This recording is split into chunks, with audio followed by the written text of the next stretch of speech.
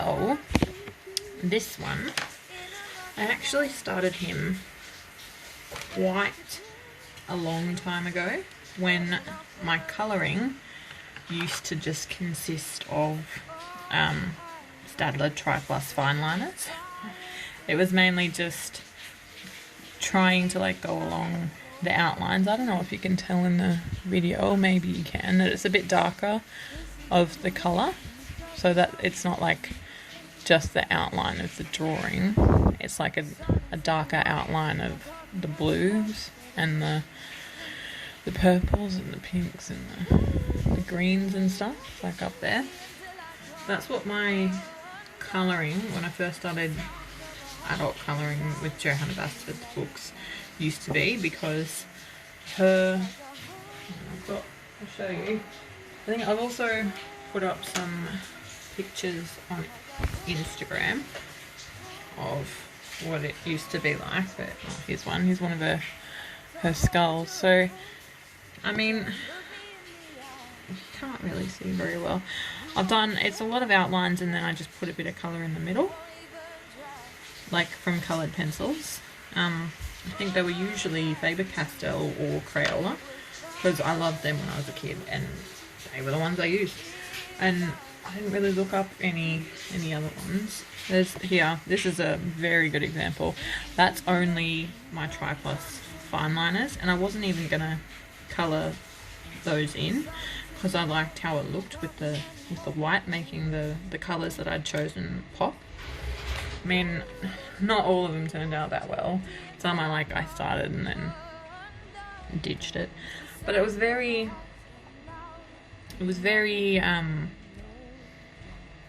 meditative, I guess, just trying to, and I mean, some of her initial stuff was very intricate, like, and I'll bring that up. Oh, is that, can I get it to focus? Maybe I can't. Well, if you've got Lost Ocean, you'll know this page, but like, you can see how small and fine the outlines are. And I think that's why I started to use the fine liners, because they, there's some more. I would just outline those bits, and then I've got some white in the middle, and that's when I would just colour with colouring pencils. But recently, after watching a bunch of lovely videos by Johanna and from all you lovely ladies who are probably watching mine, but I've probably watched yours too, I've learned a few different techniques that have made this a bit nicer. So it didn't used to have the colour filled in there. It was just, it looked like the top bit here, but it was the whole thing that looked like that. When I started to colour it in, so I'd done the outline here and here, and the colour I'd filled it in with was Crayola colours. So when I started to do this stuff, I started using just Crayolas. But since then I've used a few Artezas I find them, some of their colours are a bit more vibrant than other ones that I have of smaller packs. So I really like the plum purple of Arteza and the amethyst purple. I very much like the purples. So I've used the plum purple here on top of just the Crayola magenta. So I'd put down the magenta first. Well, actually on this side I put down the magenta first, and then I put the plum purple on top, but I hadn't done that side yet. And I went with the plum purple first and then the magenta second, and it didn't turn out quite as good. I don't know if you can really tell that in the video. It's just a bit more scratchy with the colour, because the plum purple of Arteza's, it's got these little specks of, like, it's pink, but it's got little specks of purple through it, which I really like what it does to the colour when you put it down. But sometimes it can look not as, like, gradienty, if that makes sense, because a lot of the colouring that I've got like all of the colouring that I started to do, and it's going from like a dark to a light outside. And I've kept up with the, so when I started colouring it again, I wanted to use the Crayolas, but I also used a few Artezas that were nice bright colours to just help enhance like the darker parts of it. So I've used it in there, and some of these purple bits. This is entirely Arteza because I wanted to see if it would look as nice as the rest. And something I found with Crayolas that I like for this picture is that they seem to, the colour seems to be smoother when I go over the top of them. So once I start going lighter, there's the, like obviously a bit more white shows through, so it's like a greenier kind of version of the colour. But when I do it dark up the top, it's got a smooth finish, but I just wanted it a bit darker, like a more vibrant version of the colour. And I tried just with like starting the Arteza here and then doing the Crayola here and going down, but I found that I wanted to go back over the top with the Crayola just to smooth it out and make the finish nicer, and I found I really liked that. So I'll just keep going with maybe these bits here. I don't want the video to be too long, and I don't think I'll do the whole thing in one video, but if you guys like it, then I might do another video with it. So I'm using my Crayolas. I think they're just I was going to say 24, but that looks more than 24. I think they're, no, I was going to say 12, but they look like a 24 pack. So just a 24 pack of basic Crayola colours. And I've picked out those other two Arteza colours that I told you about. But my Arteza ones are, currently I've only got the watercolour ones, but I like the watercolour ones because they seem a bit more vibrant. Although I haven't tried the Arteza normal colour ones, so we will see one day. And I've also got my Old Faithful, my Staedtler Tri-Class fine liners to do some things with. So let's go. So I keep everywhere that there's like the black lines. Well, some of these I haven't done the outlines for, like there. I don't think you need to do it for everything, but it just enhances some of the other line work to be a bit more bold, especially where like in the middle of that line work I don't try to fade my colours, just so it's, I guess, a bit more separated, and then you can, like, the fade work really stands out a bit more, I think. If I did everything faded, it'd kind of lose the pop of it, I suppose.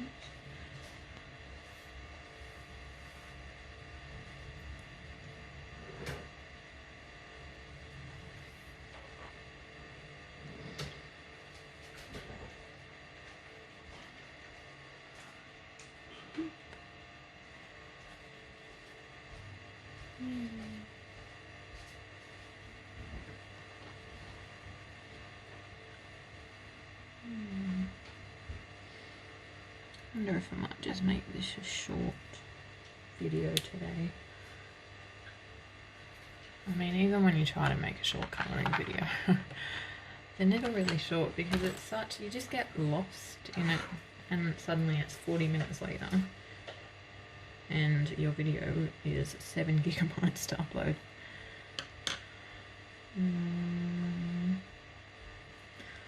Right, so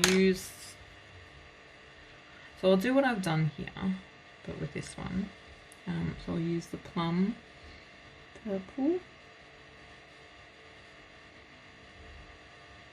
I'll just kind of fade that into a bit lighter so it isn't too jarring, the difference. It's just to help enhance it, and then I'll go over it with the Crayola so it's got that nice smoother finish, but still like fade at the top. I don't know if you can, I don't know how well that translates on the video. You'll be able to see it with the bigger sections I do. There's that. And I did the fade with those teeny tiny circles in the middle, but it's very hard to do a fade with a section so small.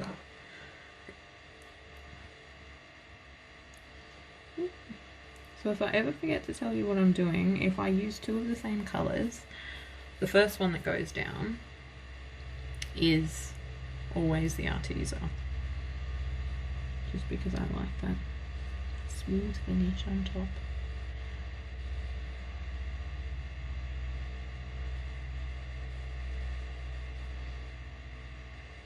Okay. Before the start of the video, what I really put down is some Arteza there.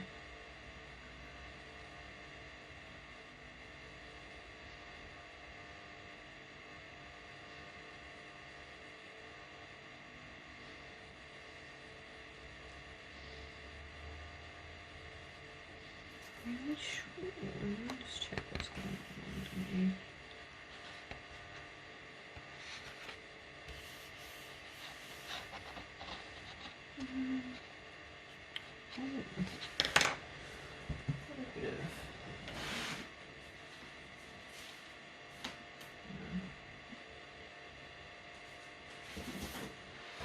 Oops. I just dropped my Lost Oceans book. Just pick it up later. So in Johanna's videos, she suggests to put paper in between, like, or in behind what you're colouring, just to stop, I guess, bleed through to that page and transfer of the ink onto this other one. And I don't know if you can see that, but it actually has a little bit. But like when you colour that in, you won't, like, it'll disappear because it's so light that it won't really matter. But it also stops help indentation on further pages if you're colouring with quite hard colours.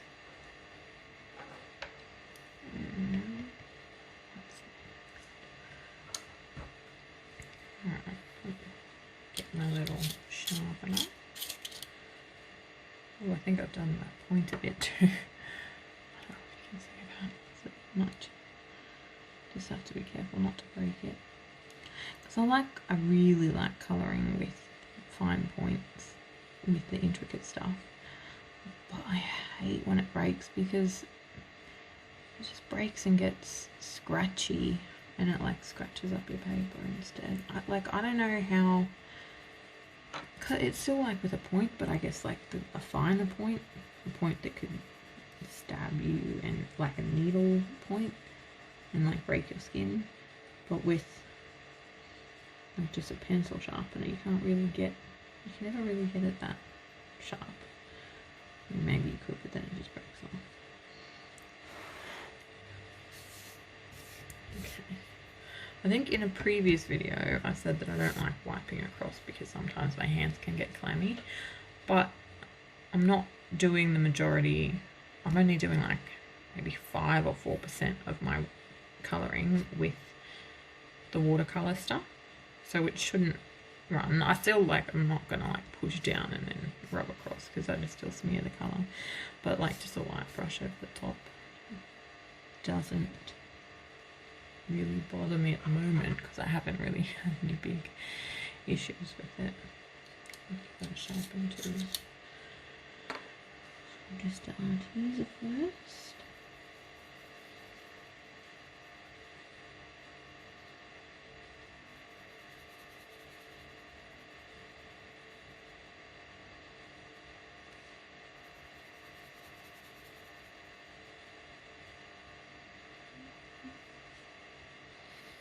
And this side fine.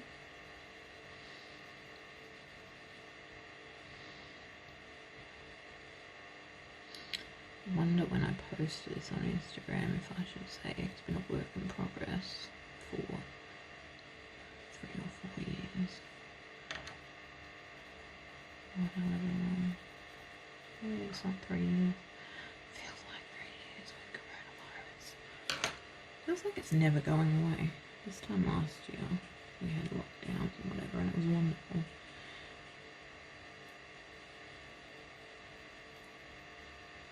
And now it's getting to a point where, like, I'm happy to wear masks when we go out, but we don't need to wear them in the car, and I don't like wearing them, but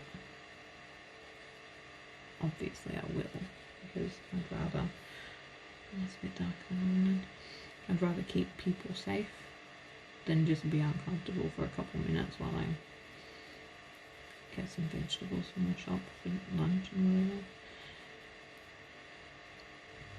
But since we don't have to wear them in the car, I get out of the car when I get to the shops, and I walk into the shops, and then I realise that I'm not wearing my mask, and I have to go back.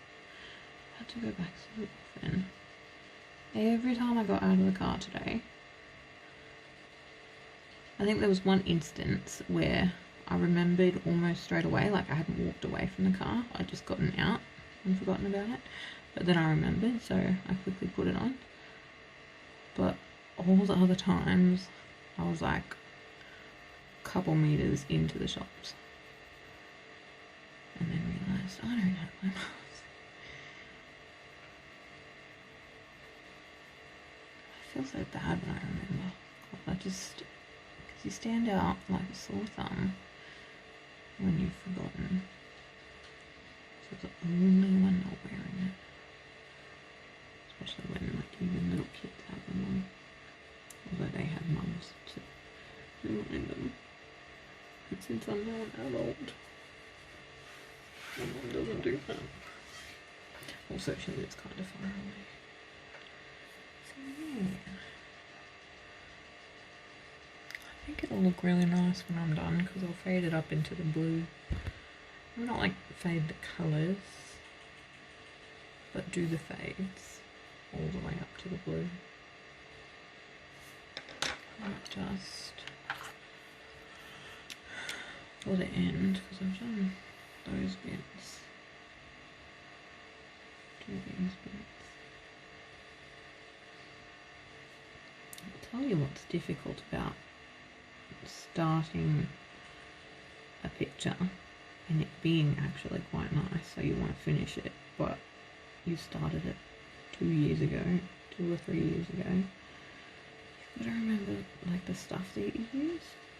I mean, that's where being poor comes in handy, because you've only got a couple of things that you use and you really like them. And I mean, if you have limited stuff, it doesn't mean your pretty thing isn't going to be pretty.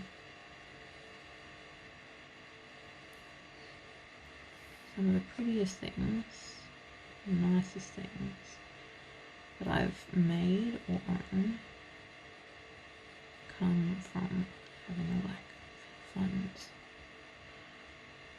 So you've got to get creative.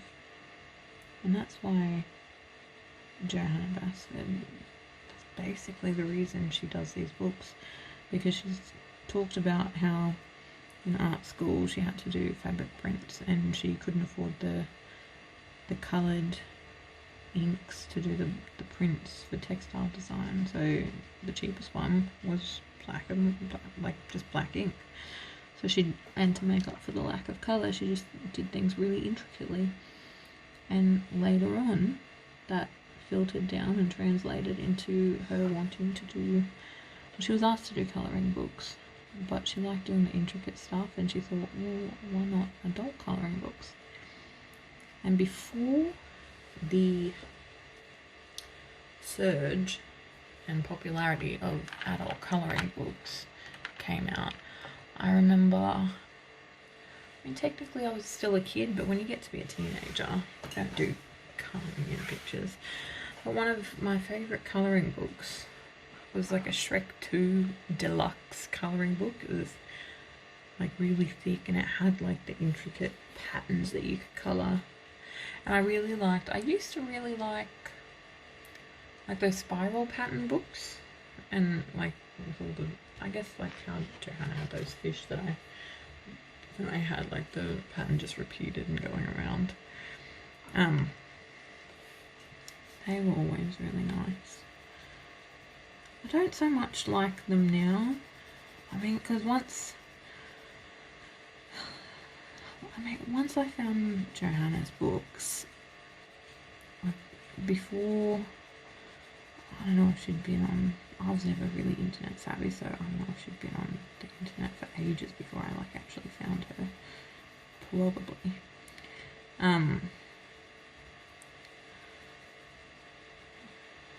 Before her first books came out, like Secret Garden and Enchanted Forest and The Lost Ocean and whatever, before they came out, like everything, and there's still a lot now that's just digital, like just copied and pasted and very straight, direct lines, very computer generated.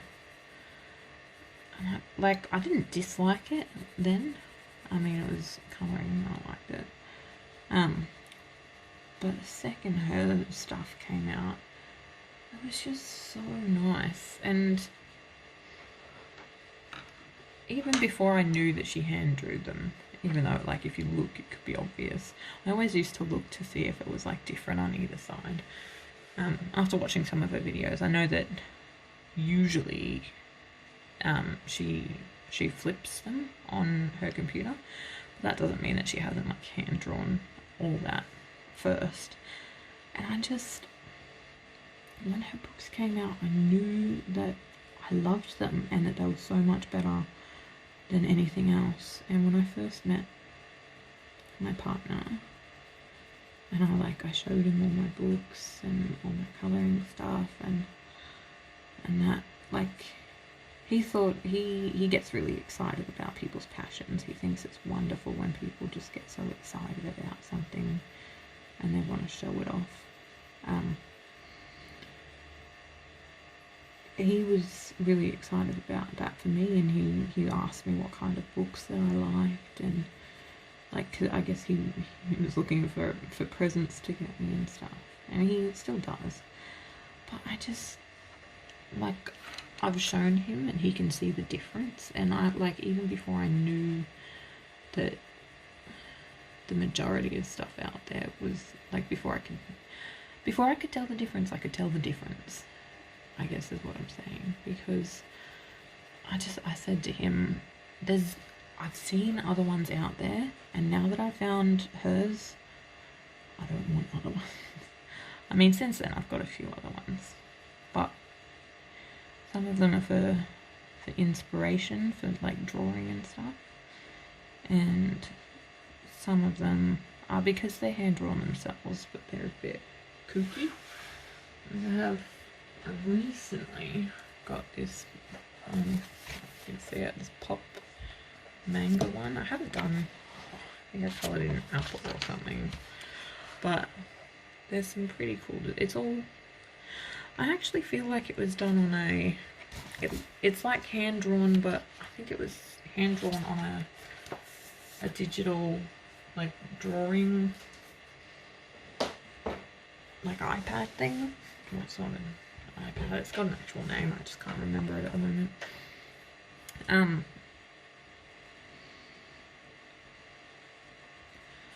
Yeah, but like you can tell the difference between something that's actually hand drawn, something that's completely just computer with a mouse click and you make a line and then you just repeat it. And you can tell, like, well, I don't know if everyone can, but I mean, I can. And even before I knew. And I think that's why we all love her books. Even if we can't or haven't been able to identify it, we all know that there's something about them. Even if we can't put our finger on it, the second someone says it, we're like, yes, that's it. That's why I like it. or even that might be why I like it, I'm not sure. But I do know that I like it.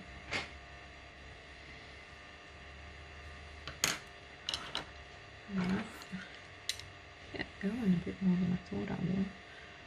Might as well just keep going.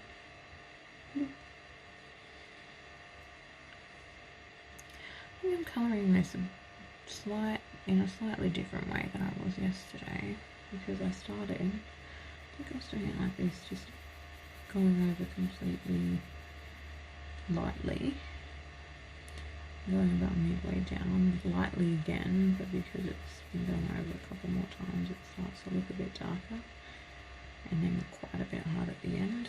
So in small bits like this, maybe, well, this I had like just 2 sections really to do it. This one I had like, there's 1, 2, 3, 4, and then really dark at the very edge. So in the bigger sections you can vary your colour quite a bit more than in these small bits. But as long as it's darker at the end that you pick and light at the other end, and it's not just in blocks, so it's like it fades into it, I think it'll be okay. I really wish you can see how much difference the Crayola makes. It just smooths it out so much. It's just so nice. This colour comes down a bit further than that top on it. I wonder if that looks okay.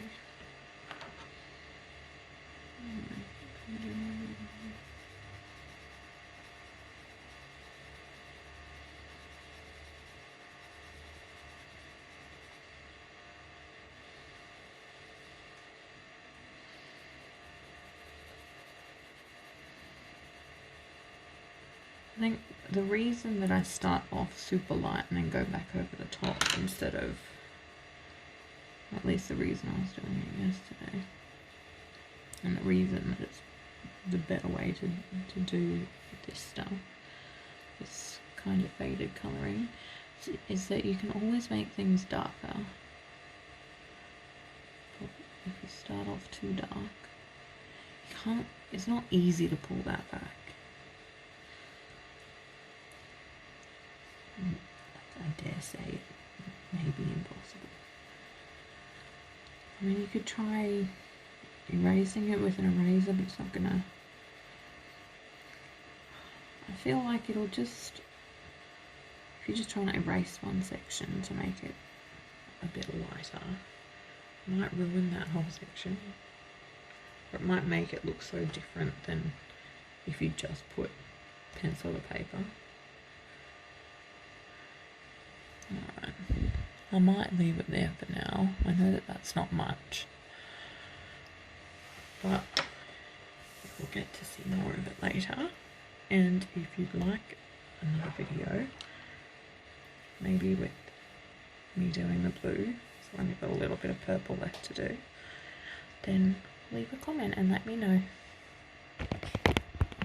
Bye guys, thanks for watching.